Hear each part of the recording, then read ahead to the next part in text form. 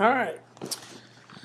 Well, let's get started with part 8. And we're going to talk about ambulance cleaning and disinfection. And this is going to be a really short one. However, there's a couple other points that I want to put in here too. One, the reason why we want to clean and disinfect the ambulance is because we want to protect our patients from acquiring an infection due to something that we left behind from a past patient or even ourselves. We want to protect them from obtaining a disease or an infection that they did not have before they came in contact with us.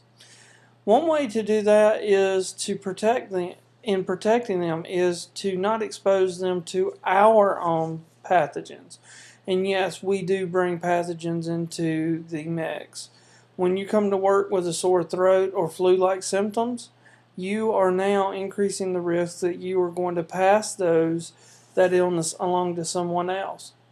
And one thing I want you to look at and realize is that more people die every year from the flu than you really realize. The flu is a very dangerous disease, especially for our elderly and very young. So if you are exposing those populations to the disease while spreading it yourself, then you're not really taking care of the public like you promised you would. So try to stay away from work on those days. That's why you have sick time or vacation time or PTO time, and utilize it. You want to clean and disinfect the ambulance interior and equipment, and that should be done on a daily basis. And then you should also be cleaning in between each calls. So whenever you finish one run, you should take time and spray down and clean the areas that have been utilized by the patient, so that the next patient won't come in contact with that last patient's germs or pathogens, viruses, and so on. So follow your local departments or the department where you work at, their exposure control plan.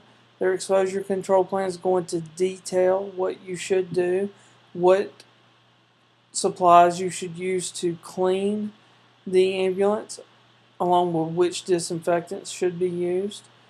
Also, make sure you read the directions on the disinfectants, because some disinfectants, it takes time for them to work. So you're supposed to spray some of them on and wait at least a minute or two before you clean with them.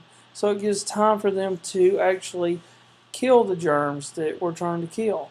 So make sure you read the directions, read your exposure control plan, and follow guidance. And if you're still confused at that point, make sure you contact your supervisor or your training officer, and they'll guide you on the best way to disinfect your ambulance.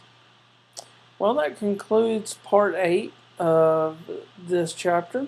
And if you have any questions, as always, please contact me, and I'll be glad to help you out.